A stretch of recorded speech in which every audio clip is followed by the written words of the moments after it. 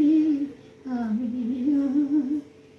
এই সুন্দর পৃথিবী আমার।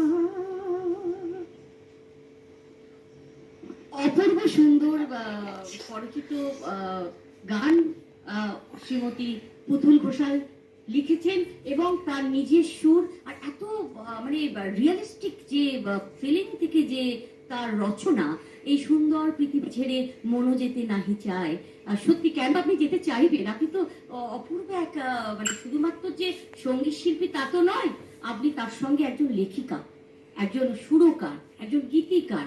এবং আমরা যা গোপন কথাটি জেনেছি যে আপনি